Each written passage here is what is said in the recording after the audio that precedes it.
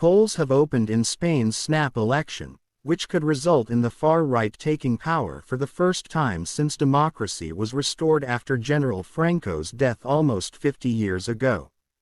Voters have the option of choosing between a center-left government supported by the far left or a conservative-led government supported by the far-right Vox party. Prime Minister Pedro Sánchez cast his vote as his party tries to fend off the challenge from Let's Move Live Now to our correspondent Guy Feijóo, who is in Madrid. As we have stated, this election campaign has been extremely viciously thought out, but no party has had much time to prepare for it. What's the mood before the vote today?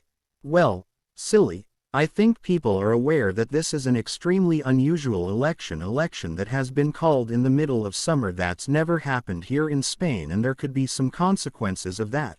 For example, it could affect turnouts because of the heat we're seeing. It's going to be up in the mid-30s Celsius today in Madrid. It'll be hotter than that in some other areas of the country, and also many people may not be able to vote. What we do know is that, as you mentioned, this has been a very contentious campaign.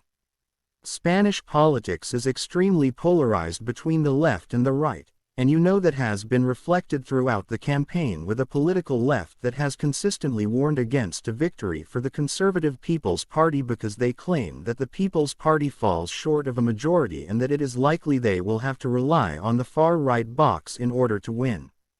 They're a nationalist, populist far-right party, I suppose, but they're unusual in the European context in that their initial popularity began about 6 or 7 years ago due to the Catalan territorial issue in Spain rather than the traditional far-right issues like immigration.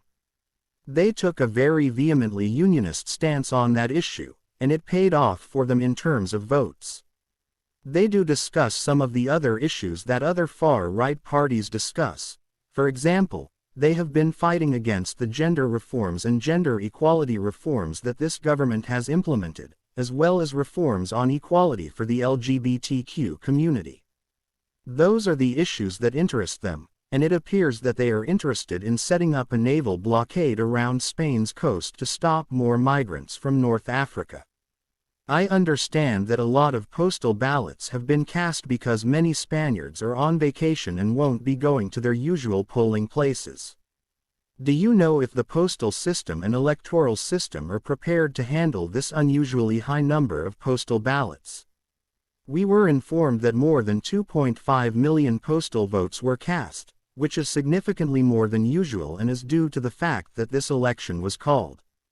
We're told that the postal system has been strengthened in terms of personnel, and all the votes that needed to be processed have been processed, but we don't know exactly what effect holding this election at this time of year will have, such as on turnout or whether it will discourage older voters from voting because of the heat. However, there was some controversy regarding the postal votes. As far as we are aware, it has been able to deal with this, so in that regard at least, we know that there is only one concern left for the authorities, and that appears to have been successful. Okay, Guy, thank you. Of course, we're going to be following this story very closely throughout the day and getting updates from Spain. Guy Feijóo, thank you from Madrid.